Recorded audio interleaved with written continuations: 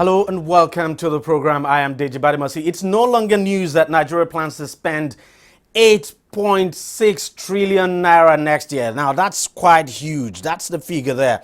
Quite huge, and it's actually the first time we'll be spending this huge amount of money. President Buhari, as you know, actually presented the budget to the National Assembly about 2 weeks ago. Now, the budget presentation actually is coming this time early enough as the government is trying to return the country to the January to December budget cycle. So everyone is hoping that the National Assembly would be able to conclude work on the document early enough so the final draft can be ready for the president to give his assent. The current budget, that is the 2017 budget, became operational June 12 this year. That is 6 months into the year. So we certainly don't want a repeat of that. But let me quickly take you through some of the figures we should all keep an eye on for the 2018 budget, which the government has, of course, tagged budget of consolidation. Now, just take a look at this now. The total budget size, as we said, 8.6 trillion. That's 8.61 trillion naira. That's just around, you do the calculation now based on the current exchange rate, that would be somewhere around 28 point something billion dollars. The bulk of the revenue, of course, will be coming from non-oil. That's something very good. But very key to that, the non-oil revenue now is the oil revenue, because you actually need this to work to be able to generate enough from here. And that's the strategy the government says it wants to adopt. We're going to talk about that later. We'll listen to the Minister of Budget and National Planning now explain that better. Recurrent expenditure is still quite high, 3.49 trillion naira. That's close to 70%, about 70% of the budget. And then you have capital expenditure at 2.43 trillion naira. That's around 30% of the budget. For a very long time now, the debate has always been to try as much as possible to reduce the current expenditure so that you have more money to spend. Capital expenditure, that is very key. But then this is quite huge when you consider how much we had actually budgeted for capital in the past. So the government retaining what it actually budgeted for in the current budget now. That's the budget for 2017. Capital expenditure 30%. It's still continuing now with that 30%. But one part of the budget that is giving people a lot of cause for concern is the deficit. Of course, the figure is dropping. The last budget, that's the 2017 budget, which we're currently running, the deficit was somewhere around 2.36 trillion. This time it has come down to 2.01 trillion. And the reason is just because the government says it plans to refinance our current debt. And so it's coming down, but not coming down as significantly as you would expect. So you can imagine how much we're spending on servicing our budget, and debt servicing now 2.01 trillion. And look at the capital. So debt servicing, what we're spending on debt servicing, very, very close to what we're spending on capital. So it's still a very big problem, very big problem. Then you have, what other thing to take note of there? Well, statutory transfer, 456 billion. And then you have the other figures. But debt servicing, still a very big problem. Let's take a look at some of the key benchmarks now of the budget. Crude oil price, $45 per barrel. You would say that is good because oil is currently trading above that figure, somewhere in the region of $60, which is quite good. And the projection is that the price of oil will continue to stay higher than this figure. So that means we'll have enough to save. So which means we should be expecting more money to accrue to the excess crude account, and that will no doubt build up our foreign reserve. Now, oil production estimate 2.3 million barrels per day. If you ask me, I'd say that's quite ambitious.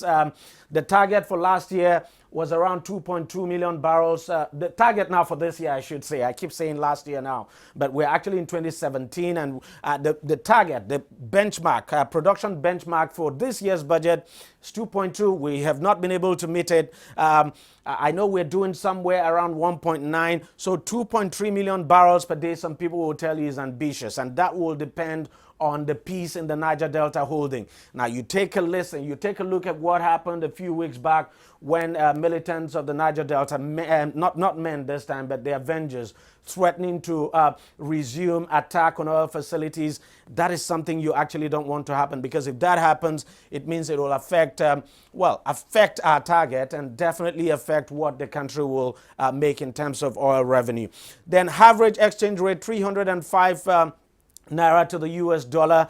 We actually retained the exchange rate we're using for the current budget, but some people will tell you that, well, you look at the current market value of the dollar, it's just around 360 to the dollar, but then the government is retaining that at 305. The expected GDP growth, 3.5. Well, we just have to wait and see by the end of 2018 now, if we're able to achieve this GDP growth. Quite ambitious, some people will tell you. The expected inflation rate, 12.4%. Inflation is currently at around 15.9%.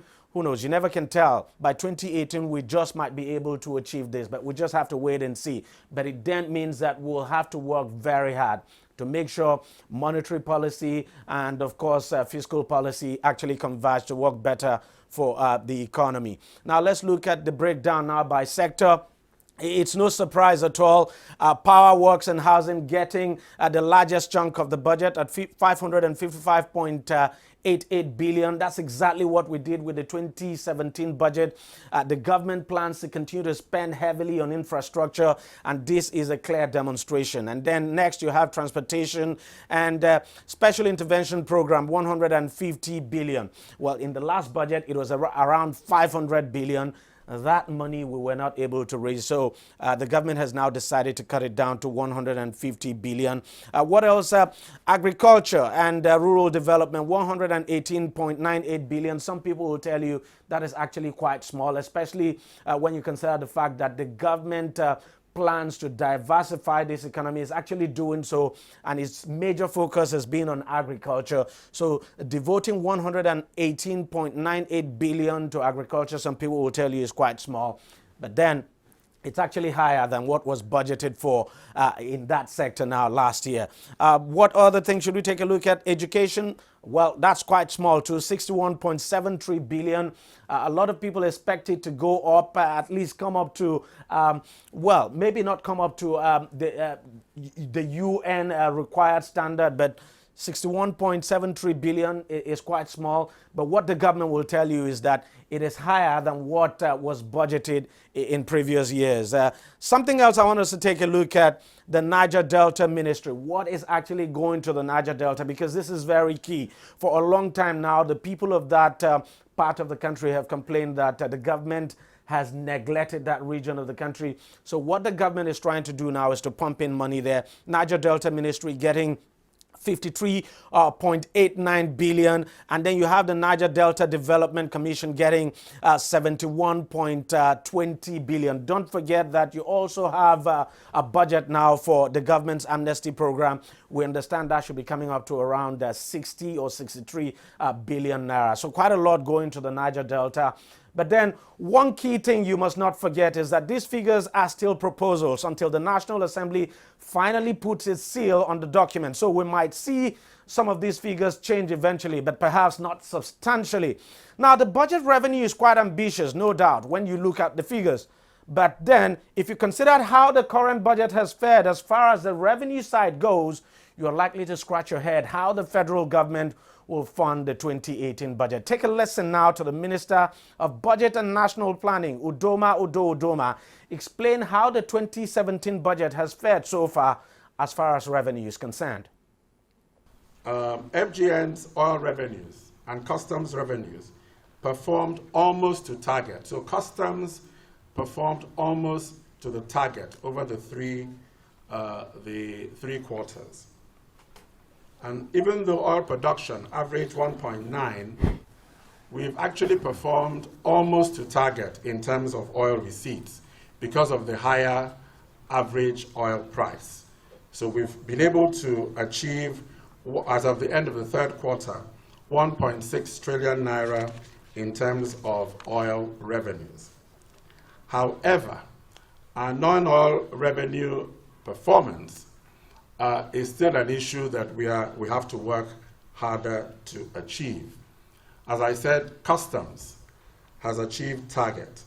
However, companies' income tax and VAT have underperformed, although we understand that there are some seasonal elements to the CIT, VAT, and so on. And so the jury is still out until the end of the year before we will really know the extent of our performance. However, independent revenues are a problem because they are so far from the target that it is clear that we have to do more work in that area. As you know, we have already seen that many of our agencies are simply not remitting what they ought to be remitting. You know the example that His Excellency Mr. President indicated, that I think we're getting over 7 billion from JAM, whereas over the last 5 years, I think they were remitting only about 50-something million. So we really have to do more work to look at all these agencies and actually scrutinize carefully, the targets that they have given us, and to try to make sure they actually achieve those targets. Who knows that revenue is a big challenge. Take a listen again to the minister. Distinguished ladies and gentlemen, the primary problem of this country is revenues. That is our primary problem. Our tax revenues are only 6 or 7% of GDP. Many countries, it's over 20%. What we have is a revenue problem, and we just have to work at it. The target that we have in the ERGP is to take it to 15% of GDP. We have to look at initiatives that can achieve that. Once we can get our revenues up, you will find that our debt service to revenue ratio is very low.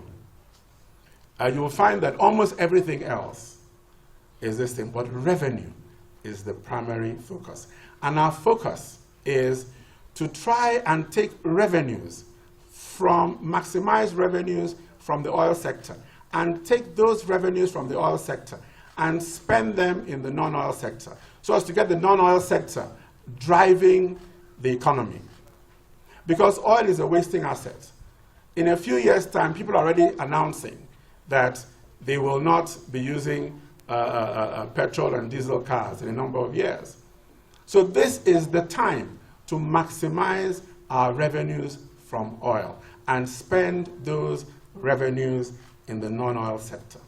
And that is basically the strategy of the ERGP, the strategy of this government, the strategy of our plan.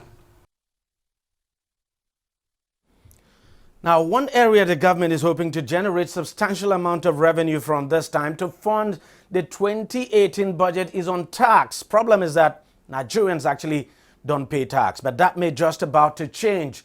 Take a listen to Kemi Adeosun, the Minister of Finance. What happened to us was oil came. We decided that we didn't need tax anymore. We had so much oil that there was no need for anybody to pay tax. All we needed to do was to get the oil and spend it around in the economy. But what we've discovered as an administration is actually that model is the wrong model for any economy, because one, we don't have that much oil. The Saudi Arabians, I'm sure you know these statistics, they have 10 million barrels of oil every day, and there are just 30 million Saudis, so they can afford to say we don't collect taxes. We only have 2 million barrels of oil a day, and there are 180 million of us. So the oil is just simply not enough to sustain government revenue. So people are not paying taxes, not because of apathy, but because we have gone now for the last 30 to 35 years with a culture where people haven't paid taxes and there's been no consequence. So we have to reinvent that culture of being taxpayers, of being responsible citizens, of joining together to do collectively what we couldn't do individually. So the idea, and it's a very circular argument that, I don't pay because I don't see what I'm getting. It is flawed, and it won't take us anywhere. We are going to have to come together as a nation for the future, for our next generation, and come together and do the right thing. The beauty of the tax system is that it's progressive. So those who earn the least pay the least, and those who earn the most pay the most. The problem we have currently in Nigeria is that of 14 million, we only have about 14 million taxpayers, but about 69 million people are working some form of economic activity or another. Out of that 14 million, the majority of them are PAYE, those are salary earners, which means that the high net worth are not paying the right, or either not paying or not paying enough. And that's what we're simply trying to correct now with the VADES program. We're saying those people who haven't been paying the right taxes should please come in and do the right thing. Many people have 2 or 3 incomes, even some of you in the room have shops, have businesses that you're running on the side. We don't pay tax on those incomes either. So if everybody comes in and does the right thing, we can drive the country forward. Our tax to GDP ratio today, 6%, is the same as Saudi Arabia. We can't afford to be like Saudi Arabia. We don't have their oil. We need to move closer to other countries who have some oil, but also collect good taxes, like Mexico, like Egypt. They have tax to GDP ratios of 16, of 19, and they also have oil. In fact, even America has more oil than us. America, shock you to know, produces 5 million barrels of oil every day, and they still collect taxes. So we need to come away from this argument that Nigerians will pay when they are happy to pay. I always use this example. The man standing outside today in the hot sun, directing traffic, is paying his taxes. And he doesn't have a choice in the matter. So it is wrong for people who earn the most to now give conditions on when they will do what is their duty. So we need to really come away from that argument and go back to recreate what made Nigeria great in the first place, which were these structures that we had. Most of our infrastructure was built before we found oil. So can you imagine what will happen if we now manage our oil properly, get people to pay the right taxes? We can actually grow this economy. Now, if you recollect, there were media reports not quite long ago that the government was granting tax holiday to certain corporate organizations. The Minister of Finance has been speaking on the issue. Take a listen. There's no tax holiday being given to anybody.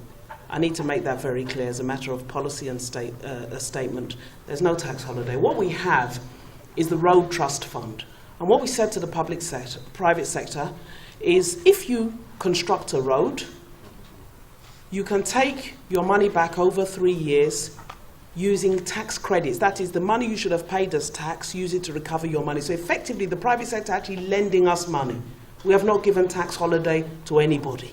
In fact, if anything, we don't believe in tax holidays, this administration. So trust me, there's no tax holiday being given to anybody. That was a misconception. It's the Road Trust Fund that has been very well received by the private sector because some of them are in areas where their factory is affected by a bad road. So we're saying, okay, all of you can get together, do the road, and then use your own money and do the road, and then take your money back over 3 years. The money you should have paid as tax, use it to recover your money. That's not a tax holiday. So this administration hasn't given anybody a tax holiday. Well, we'll take a short break here, and when we come back, I'll have some guests weigh in on this budget of consolidation. Stay with us, don't go away. On Deji 360, we don't just ask the questions.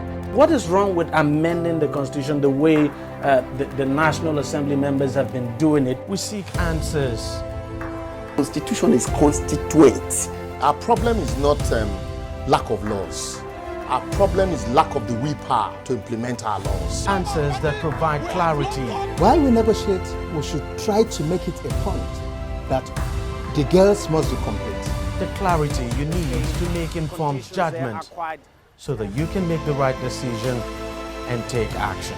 People are saying it is you politicians that are responsible for this, that you are the reason why this is happening. All these dollars that call themselves governors in this country? I wish we had people like Tony at the National Assembly. God forbid that I go to join that band. Deji 360, providing clarity to issues.